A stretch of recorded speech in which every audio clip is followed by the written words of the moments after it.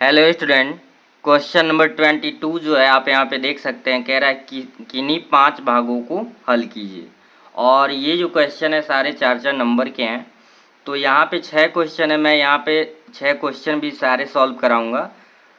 आपको एक एक करके अच्छे से समझना है। पहला क्वेश्चन जो क है, कह रहा है द्विघात बहुपद 3x² - x - 4 के शून्यांक ज्ञात कीजिए और शून्यांकों तथा गुणांकों के बीच के संबंध की सत्यता की जांच कीजिए। ये लेसन नंबर 2 यानी पॉलिनोमियल बहुपद का क्वेश्चन है। चलिए इसका सॉल्यूशन देखते हैं कैसे होगा।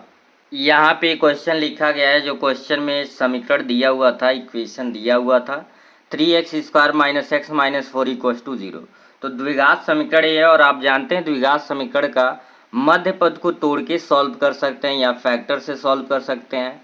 तो यहाँ पे फैक्टर हो जा रहा था। देखिए नियम क्या होता है, x² के गुणांक को लास्ट में जो अचर पद होता है गुणा करते हैं। तो 3 का 4 में गुणा किए तो कितना आ गया, 12 आ गया। ठीक है, अब यहाँ पे आपका जो मिडिल टर्म है, मिडिल टर्म आपका x यानी कि कोफिशिएंट इसका 1 है। तो 1 को दो ऐसे पार्ट में तोड़ना है कि गुणा करने पे 12 और माइनस है तो घटाने पे 1। अगर ये प्लस होता तो जोड़ने पे लाते। तो ऐसे दो नंबर हमने ढूंढा। 4 में 3 का गुणा करेंगे तो आ जाएगा 12, और 4 में 3 घटाएंगे तो 1 आएगा। यानी सिर्फ और सिर्फ यही नंबर है, इसके अलावा ऐसा फैक्टर नहीं हो सकता है। अब यहाँ पे ध्यान दीजिए, अगर तो 3x² को लिख दिया गया, -4 का x में किए -4x, माइनस माइनस प्लस का 3x - 4 हो गया = 0। ऐसे ही लिखा गया है। अब दो दो टर्म में अगर कॉमन आप ढूंढें, ये 3x² - 4x है तो x कॉमन करेंगे तो 2x में से एक x सिर्फ निकला, 3 तो है ही, 3x बचा, और 4x में से x निकल गया तो बचा आपका 4। अब आगे अगर हम बढ़ेंगे 3x - 4, तो यहाँ पे लॉजिक वही होता है कि जो पहले ब्रैकेट में आया है यहाँ पे वही यहाँ लाना होता है। तो यहाँ पे दो कुछ नहीं कॉमन है तो 1 लिए, 1 लेंगे तो कोई नंबर में चेंजिंग नहीं होगा। 1 लिए तो यहाँ 3x होगा माइनस का 4 = 0। अगले स्टेप में हमने देख रहा था 3x - 4, 3x - 4 कॉमन है, तो जब वो कॉमन करेंगे तो दूसरे ब्रैकेट में बचेगा x + 1। 3x - 4 जब कॉमन करेंगे तो यहाँ पे x बचा और यहाँ पे प्लस का 1, तो वही लिख दिया गया। अब आप जानते हैं, एक बार इस टर्म को 0 के बराबर करते हैं, एक बार इस टर्म को। तो 3x - 4 को 0 के बराबर करेंगे तो लिखते हैं इफ़ 3x - 4 = 0, देन इफ़ मतलब यदि। तो 3x ये माइनस था, उधर गया +4 हो गया, और 3x ये गुणा है नीचे चला जाएगा भाग, तो x = 4/3। इसे माना गया अल्फा, एक क्रॉस नहीं है, अल्फा माना गया है। दूसरा x + 1 = 0, तो x जब उधर गया -1, इसे मान लिया गया बीटा। अब यहाँ पे कह रहा है कि शून्यांकों की सत्यता की जांच, तो यहाँ पे लिख लेंगे सत्यता की जांच। सत्यता की जांच होगी यहाँ ए बी सी की वैल्यू। ए होता है x² का कोफिशिएंट, तो ए की वैल्यू यहाँ पे x² का कोफिशिएंट 3 है।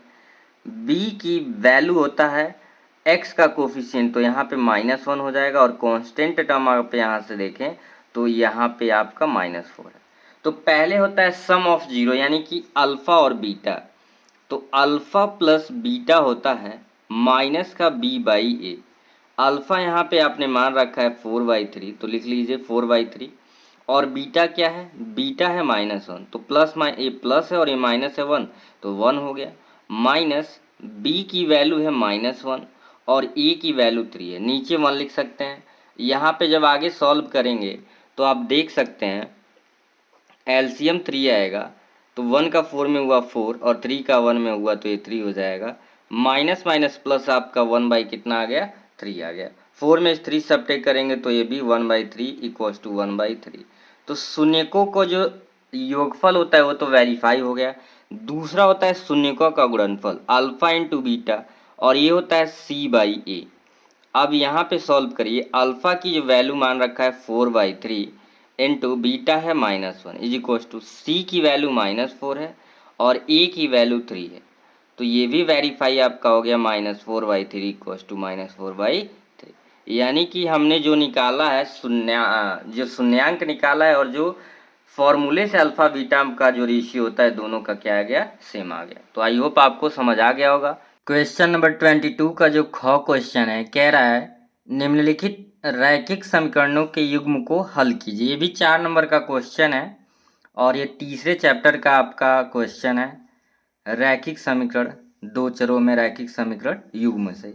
ये दिया हुआ है, तो चलिए देखते हैं इसका सॉल्यूशन कैसे इजी वे में किया जा सकता है। क्वेश्चन में आपके जो इक्वेशन यानी कि समीकरण दिया हुआ था रैखिक समीकरण युग्म, उसको लिखा गया यहाँ पे क्या था, 0.2x plus 0.3 Y equals to 1.3 और 0.4x माइनस 0.5 वाई इक्वल्स टू माइनस का 0.7। तो एक को इक्वेशन फर्स्ट मान लिया गया, एक को इक्वेशन सेकेंड, यानी एक को समीकरण एक को समीकरण दो। अब यहाँ पे रूल क्या होता है, इसे हम विलोपन विधि से, यानी एक वेरिएबल चाहे x को गायब करें चाहे y को गायब करके, यानी x गायब करेंगे तो y की वैल्यू आ जाएगा, फिर y अगर गायब करते तो x आता। तो ऐसा करने के लिए या तो x का गुणांक बराबर होना चाहिए या तो y का गुणांक बराबर होना चाहिए। तो दिमाग इस समय इस कंडीशन में लगाते हैं कि या तो देखते हैं कि किसका कोफिशिएंट छोटा है, किसको आसानी से हम बराबर कर सकते हैं। अगर आप यहाँ y बराबर करना चाहते तो यहाँ पे 3 है 5 है, तो इक्वेशन 1 में 5 से और इक्वेशन 2 में 3 से मल्टीप्लाई करना पड़ा था। लेकिन जब आप बात कर रहे हैं x का तो ईजी है, केवल समीकरण एक में 2 से गुणा करेंगे तो 2 दूना 4, 0.2 में 2 का मल्टीप्लाई होगा तो 0.4 आ जाएगा, जो कि ये बराबर हो जाएगा। तो काम वही करते हैं जो इजी होता है। तो यहाँ पे समीकरण एक में 2 से गुणा करने पर तो दशमलव के साथ है, तो दशमलव से कोई दिक्कत है नहीं, डरने की जरूरत है नहीं, जो बेसिक रूल है वैसे करेंगे। जब 0.2 में 2 से मल्टीप्लाई किए तो 2 टू जा 4 यानी 0.4x, फिर 0.3 में 2 का मल्टीप्लाई करेंगे 0.6y, और 1.3 में 2 का मल्टीप्लाई करेंगे तो 2.6 आ गया। ठीक है, लिख लिया गया। बाकी समीकरण दो को जैसे वैसे लिखेंगे, 0.4x माइनस 0.5y बराबर माइनस 0.7। ठीक है, तो हम देख रहे हैं कि ये भी प्लस है ये भी प्लस है, तो जब सेम साइन होते हैं सेम चिन्ह होते हैं तो घटाते हैं, लिखेंगे घटाने पर। अब साइन कैसे चेंज हुआ, प्लस है तो माइनस, माइनस है तो प्लस और माइनस है तो प्लस। तो ये प्लस और माइनस कट गया, ये नीचे वाला साइन देखते हैं कट गया। प्लस का 0.6 और प्लस का 0.5, 6 और 5 11, ऐड कर देंगे 0.6 में प्लस 0.5 तो 6 5 11, 0 0 0 कैरी 1, तो 1.1 y आ जाएगा। ऐसे ही 2.6 में जब 0.7, 7 6 13 का 3, दशमलव की जगह पे दशमलव, 2 1 3, 3.3 आ गया। डायरेक्ट भी अगर दशमलव के बाद डिजिट सेम होते हैं तो डायरेक्ट 11 3 33 काट सकते थे, लेकिन यहाँ पे आपको कैलकुलेट करके दिखा दिया गया कि कैसे ये कट रहा है।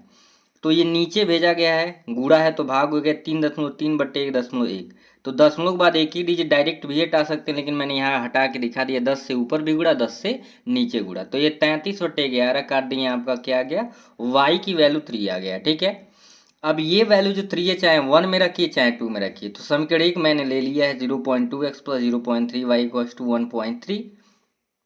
तो 0.2x प्लस वाई की वैल्यू 3 है, तो 0.3 into 3 is equal to 1.3। 0.2x को लिखा गया है यहाँ पे, आप देख सकते हैं, और ये प्लस इधर आएगा तो माइनस, 0.3 का 3 में मल्टीप्लाई करेंगे तो 0.9 हो जाएगा, और 1.3 में से 0.9 सब्ट्रैक्ट करेंगे, 1.3 में से 0.9 तो कैरी लेगा, यानी टोटल 13, 13 में से 9 सब्ट्रैक्ट करेंगे 4, 13 में 9 घटाएंगे 4, और ये हो गया 0.4। तो जैसे यहाँ पे अभी कैलकुलेशन करके दिखाया गया है कि दशमलव का डिजिट सेम है, तो 0.2 0.4 यानी कितनी बार में कट जाएगा, 2 बार में। तो y3 आ गया, x2 आ गया। ऐसे क्वेश्चन के इजिली ऐसे सॉल्व करना है। आई होप आपको समझ आ गया। कोई भी डाउट हो कमेंट सेक्शन में जरूर बताएं। 22 का जो ग है यानी कि 22 का जो ग है, ये भी 4 नंबर का क्वेश्चन है। आप ये क्वेश्चन देख सकते हैं, कह रहा है सिद्ध कीजिए कि बाह्य बिंदु से वृत्त पर खींची गई स्पर्श रेखाओं की लंबाइयां बराबर होती है। बहुत ही एक इजी क्वेश्चन है, ये वृत्त चैप्टर से रिलेटेड है। तो चलिए देखते हैं कि इस क्वेश्चन का सॉल्यूशन कैसे होगा। तो क्वेश्चन में दिए गए कंडीशन के अनुसार वह एक थ्योरम था, कह रहा था ये सिद्ध करना है कि किसी बाहरी बिंदु से अगर वृत्त पर स्पर्श रेखाएं खींचते हैं एक ही बिंदु से, तो वो ये जो दोनों स्पर्श रेखाएं हैं पी ए और पी बी, वो आपस में बराबर होती है। तो एक सर्कल बना लिया गया, बाहरी बिंदु पी लिया गया है, स्पर्श रेखा पी ए और पी बी खींचा गया है, और जो स्पर्श बिंदु से त्रिज्याएं हैं ओ ए और ओ बी इनको मिला दिया गया है।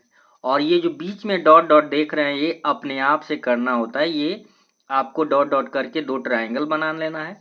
अब करना क्या है, बेसिक कॉन्सेप्ट इसका, अगर ये दो ट्रायंगल बन गया, अगर इन दोनों ट्रायंगल को हम कॉन्ग्रुएंट प्रूव कर देंगे तो सीपीसीटी नियम से ये दोनों क्या हो जाएंगे, आपके इक्वल प्रूफ हो जाएंगे। ठीक है, यही सबसे इसका इजी मेथड है। क्वेश्चन ये समझ जाना है कि एक सर्कल है, बाहरी कोई भी आप चाहे इधर से बनाइए, चाहे नीचे से, चाहे ऊपर से, बस आपको दो स्पर्श रेखा है इसी बिंदु से, मतलब बाहर जो बिंदु लेंगे, तो मैंने पी लिया है, पी और पी भी स्पर्श रेखा, और केंद्र से इन दोनों बिंदुओं को मिला दिया है।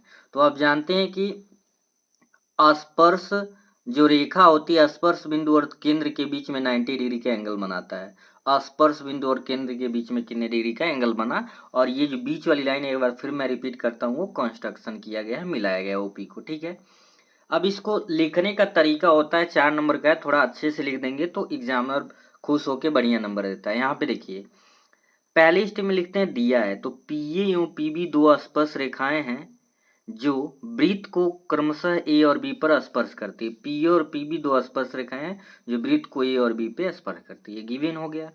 सिद्ध क्या करना है, हमें ये सिद्ध करना है कि स्पर्श रेखाएं यानी पी ए और पी बी आपस में इक्वल है। ठीक है, थ्योरम में तो कहेगा स्पर्श रेखा है, लेकिन जब आपने नाम दे दिया है तो लिखेंगे पी ए और पी बी। अब हम कर रहे हैं उपपत्ति। उपपत्ति का मतलब होता है प्रूफ, सिद्ध करना। क्या करना है, त्रिभुज लिए हैं ओ ए पी, दो त्रिभुज बना जो ओ ए पी, और दूसरा त्रिभुज हमने क्या लिया ओ बी पी। बहुत सिंपल कॉन्सेप्ट से करेंगे। अब देखिए, इन दोनों को कॉन्ग्रुएंट प्रूव करना है, तो जो त्रिभुज की कॉन्ग्रुएंट प्रूव करने का नियम है उसी बेसिक कॉन्सेप्ट का यूज होगा। यहाँ पे देखिए, ओ ए इक्वल टू ओ बी लिया गया। क्या लिया गया है, ओ ए इक्वल टू ओ बी। क्यों, ए भी रेडियस आपका है और ये भी आपका क्या है, रेडियस है। तो एक वृत्त की कितनी भी त्रिज्याएं हैं एक सेम वृत्त की आपस में इक्वल होती हैं। तो रीजन दिखाएंगे, है तो ए साइड, लेकिन वृत्त की त्रिज्याएं हैं इसलिए आपस में इक्वल है। दूसरा हमने लिया है angle A equal to angle B. आप पूरा लिखना चाहे तो लिखते O A P is equal to O B P, ये ज़्यादा बेटर होता है, मैंने जल्द शार्ट में ऐसे लिख दिया। ये आपका एंगल है और क्या है आपका दिया है। दिया है का मतलब दोनों 90 डिग्री का है, ये क्वेश्चन में गिवन है आपका। और एक क्या हुआ, OP equal to OP. OP आपका इस ट्रायंगल में भी है ओ ए पी में, और ओपी जो है ओ बी पी में भी है। तो ये हो गया साइड, और कौन से नियम से, उभयनिष्ठ यानी कि कॉमन है। तो साइड एंगल साइड सर्वांग समता प्रमेय से ये दोनों ट्रायंगल आपके कॉन्ग्रुएंट हो गए, और जब कॉन्ग्रुएंट हो गए सर्वांग समता प्रमेय से दोनों ट्रायंगल ओ ए पी यानी कि त्रिभुज ओ ए पी सर्वांगसम त्रिभुज ओ बी पी, और जब ये दोनों सर्वांगसम हो गए, दोनों सर्वांगसम हो जाए तो पी ए बराबर पी पी। कौन से नियम से, सी पी सी टी। जब ये दोनों त्रिभुज सर्वांगसम हो गए तो इसलिए पी बी आपका पी ए के बराबर हो गया। सर्वांगसम वृत्तों के या सर्वांगसम त्रिभुजों की संगत भुजाएं आपस में बराबर होती है। तो आई होप आपको अच्छे से समझ आ गया होगा। क्वेश्चन नंबर जो 22 है उसका हम देखेंगे क्वेश्चन नंबर घ, यानी कि चौथा क्वेश्चन। कह रहा है एक त्रिभुज ए बी सी की भुजा बी सी पर एक बिंदु डी इस प्रकार है कि एंगल यानी कि कोण ए डी सी बराबर कोण बी ए सी के है। तो सिद्ध करना है कि यानी कि सिद्ध कीजिए कि सी ए स्क्वायर जो है C B into C D के बराबर है। तो त्रिभुज का एक क्वेश्चन है, और ये आपका बहुत ही बढ़िया क्वेश्चन है। देखते हैं कि इसका प्रूविंग कैसे होगा। ठीक है, ये बेसिक त्रिभुज के कॉन्सेप्ट से लगेगा संगत प्रूव करके। तो चलिए देखते हैं कि कैसे प्रूव होगा। क्वेश्चन में जो इन्फॉर्मेशन दिया था उसके अनुसार एक ट्रायंगल बना लिया गया है। एक ट्रायंगल ए बी सी था, और ये कह रहा था कि बी सी पे कोई एक बिंदु डी इस प्रकार से था कि जो एंगल ए डी सी है वो बी ए सी के इक्वल है। तो यहाँ बना लिया गया, ये जो एंगल आप देख रहे हैं एंगल ए डी सी वो बी ए सी के इक्वल था। तो इस तरह से क्वेश्चन पढ़ के आपको पहले इमेज बनाना होता है। ठीक है, तो ये आपका इमेज बन गया। तो फिर उसी पिछले क्वेश्चन के जैसे यहाँ पे लिखेंगे दिया है। क्या दिया था, एक त्रिभुज ए बी सी में जो कोण आपका ए डी सी था वो बी ए सी के इक्वल था, ये गिवन है। इतना इंफॉर्मेशन से सिद्ध क्या करना था, जो सी ए का स्क्वायर होगा C B into C D के सी बी गुड़े सी डी या इंटू उसी को कहते हैं उसके बराबर है। करना क्या है, यहाँ पे समरूप के कॉन्सेप्ट का यूज करके हमें इस क्वेश्चन को प्रूव करना है। हम क्या लिखेंगे, त्रिभुज ए बी सी एवं डी ए सी। त्रिभुज ए बी सी बड़ा वाला त्रिभुज ले रहे हैं और छोटा वाला त्रिभुज डी ए सी। ये पहले ए बी सी पूरा बड़ा वाला, फिर डी ए सी आपका छोटा वाला पार्ट लिया जा रहा है, तभी तो उसमें आएगा, तभी तो उसमें सी डी वाला पार्ट आएगा। क्योंकि यहाँ पे सी डी दिया हुआ है तो सी डी पार्ट लाने के लिए छोटा ट्राइंगल लेना पड़ेगा। अब देखिए, बेसिक हम कॉन्सेप्ट यूज करेंगे। अगर इन दोनों को हमें समरूप प्रूव करना है तो ये एंगल इसके एंगल बराबर दिया है और ये दोनों में है, ए बी सी में भी है और डी ए सी में भी है, एंगल सी कॉमन है। तो एंगल एंगल क्राइटेरिया लगेगा, देखते ही समझना पड़ेगा इसमें। अब हमने क्या लिखा है, B A C equals to A D C. ये एंगल है और दिया है, क्वेश्चन में गिवन है आपका, हम लोग दूसरा कोई क्राइटेरिया उन्हें ये क्वेश्चन में दिया है। और फिर हम ये कह रहे हैं कि ये जो एंगल सी है ये दोनों में है, मतलब एक बार बी ए सी में भी है और डी ए सी में भी है। तो एंगल एंगल समरूपता प्रमेय से त्रिभुज ए बी सी और डी ए सी आपस में हो गए समरूप। और जब समरूप त्रिभुज जो हो जाते हैं तो उसकी संगत भुजाओं का अनुपात क्या होता है, बराबर होता है। तो यहाँ पे अगर देखेंगे तो जो सी बी बाई सी ए का रेशियो आपके सी ए बाई सी डी के बराबर हो जाएगा।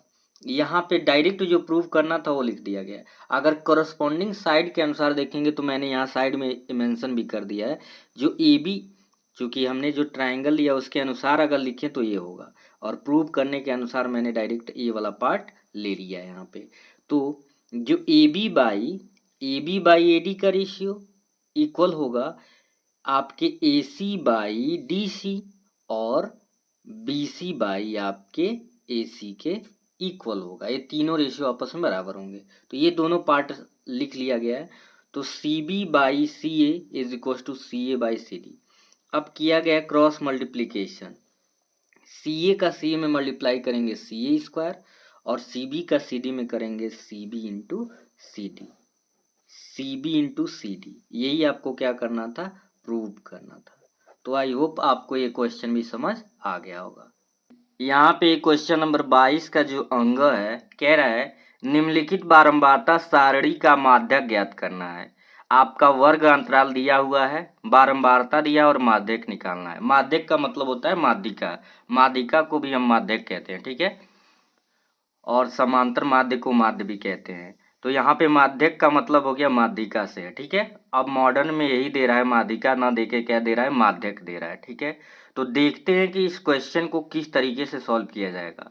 माध्यक निकालना बहुत इजी होता है, बस स्टेप को आपको समझना है। तो सीधे चलते हैं इस क्वेश्चन के सॉल्यूशन को। जैसे क्वेश्चन में दिया हुआ था वर्ग अंतराल और बारंबारता, उसी तरीके से बना लिया गया है। देखिए, वर्ग अंतराल शुरू हुआ था 15 से 20, 20 से 25, 25 से 30, 30 से 35, 35 से 40, और इस तरीके से लास्ट था 45 से 50।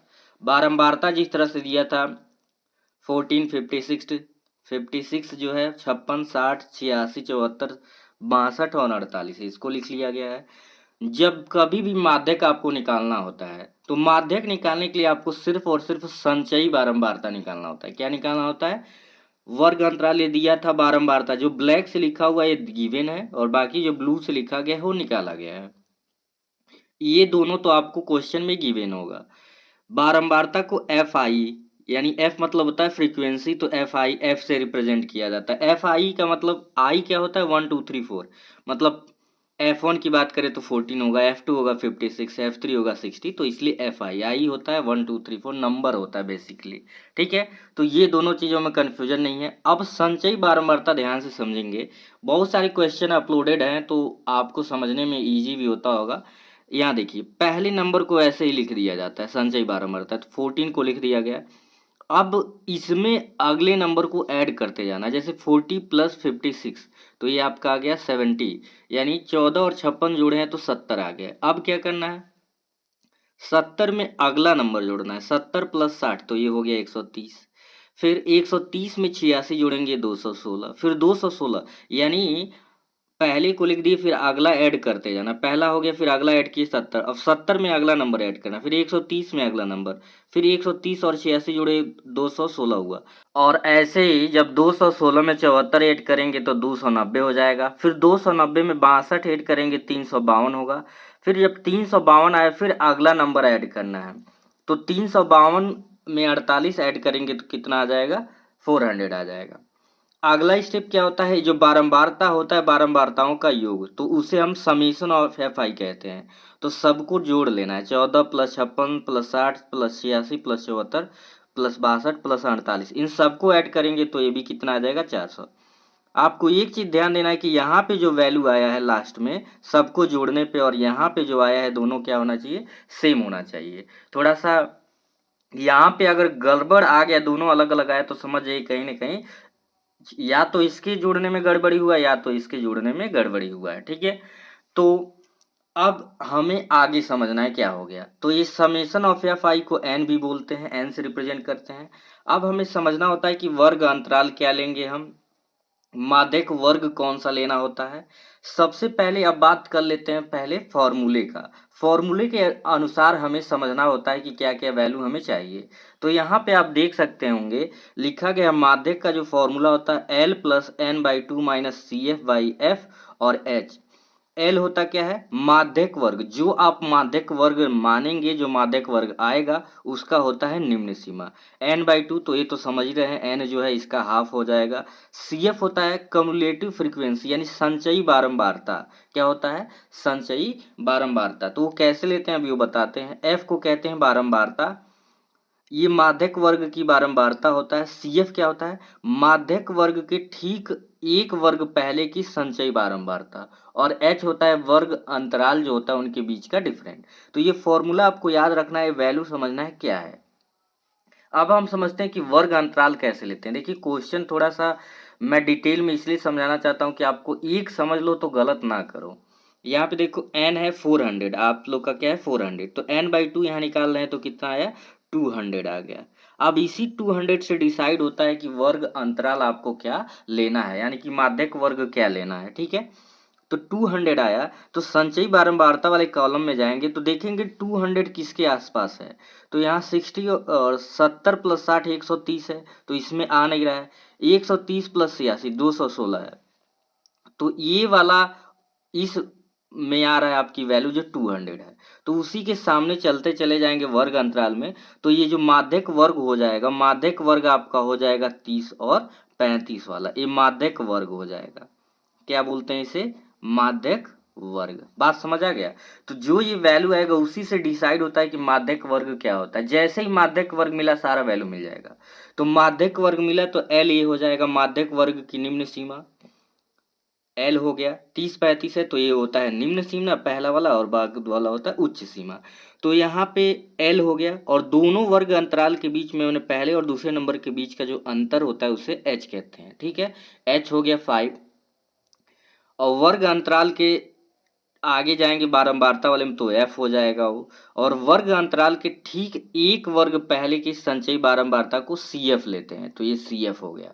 तो आपको एन बाई टू मिल गया, एच मिल गया, एफ मिल गया, एल, तो सारी वैल्यू लिख लेंगे। एच क्या है आपका 10 है यहाँ पे, एच आपका हो गया 10, एफ हो गया 86, एल हो गया 30, सी एफ हो गया 130। सारी वैल्यू मिल गई जो हमें फॉर्मूले के लिए चाहिए, ठीक है।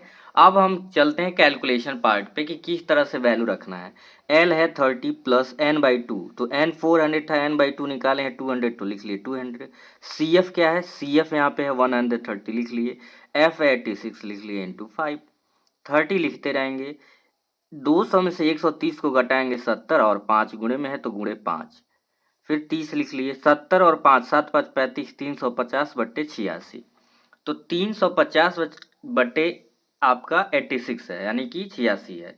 तो 86 से 350 में डिवाइड करेंगे तो यहाँ पे डिवाइड भी मैंने करके दिखा दिया। पहले 4 टाइम में जाएगा, फिर यहाँ पे 6 बचा तो डेसिमल से एक जीरो लिए, तब भी 86 से कम था तो एक जीरो यहाँ बढ़ा दिए। तो इस तरह से डिवाइड आप समझ सकते हैं 4.06। तो 30 प्लस इसको सॉल्व किए 4.06, ऐड किए 34.06 आ गया। तो ये आपके इस क्वेश्चन का माध्यक था। तो आई होप आपको माध्यक आएगा तो आप गलत आप नहीं करेंगे, एग्जाम में अच्छे से लगा के आएंगे। वीडियो अगर पसंद आता हो तो लाइक शेयर जरूर करें, और चैनल पे नए हैं तो सब्सक्राइब कर लें कि ऐसे ही वीडियो आपको मिलता रहे। क्वेश्चन नंबर 22 का ये लास्ट क्वेश्चन है, क्वेश्चन नंबर 4। वैसे तो एग्जाम में जब दिया था तो बोला था कि इन्हीं 5 भागों को हल करना है। तो आप एग्ज़ाम में इंस्ट्रक्शन ज़रूर पढ़ लें कि कितने क्वेश्चन करना है, ये नहीं कि पूरे क्वेश्चन करने लग जाएं। तो मैं यहाँ पे तो सारा सॉल्व कराऊंगा। कोई 5 सॉल्व किया होगा, दूसरा 5 क्वेश्चन सॉल्व किया होगा। तो यहाँ पे जो च है कह रहा है एक पासे को एक बार फेंका जाता है, निम्नलिखित को प्राप्त करने की प्रायिकता ज्ञात कीजिए। पहला एक अभाज्य संख्या और दूसरा है 2 और 6 के बीच स्थित कोई संख्या। तो ये बहुत छोटा सा क्वेश्चन है, लेकिन देखिए 4 नंबर में प्रायिकता का ये क्वेश्चन है। तो चलिए इसका सॉल्यूशन देखते हैं। इस क्वेश्चन में एक पासे के फेंके जाने की बात कर रही थी। तो यहाँ पे कंडीशन वहीं से शुरू करेंगे इसको हल करना। पासे को एक बार फेंका जाता है, तो जब किसी पासे को एक बार फेंका जाता है तो उसका सैंपल स्पेस क्या होगा? एस से प्रतिदर्श समष्टि बोलते हैं हिंदी में, तो एस से रिप्रेजेंट करते हैं, ये होगा 1 2 3 4 5 6। पासा अगर फेंकते हैं तो उस पर 1 2 3 4 5 6 होता है, तो वही तो आ सकता है, या तो 1 या तो 2 या तो 3। यहाँ पे कॉमा का मतलब या होता है, ठीक है। तो 1 2 3 4 5 6 आ सकता है, इसका सिंपल स्पेस हो गया। किसी भी पासे को एक बार फेंकेंगे तो पहला ये कह रहा है कि अभाज्य संख्या प्राप्त करने की प्रायिकता। तो एक अभाज्य संख्या मान लेते हैं, अभाज्य संख्या प्राप्त करने को ए से रिप्रेजेंट कर रहे हैं।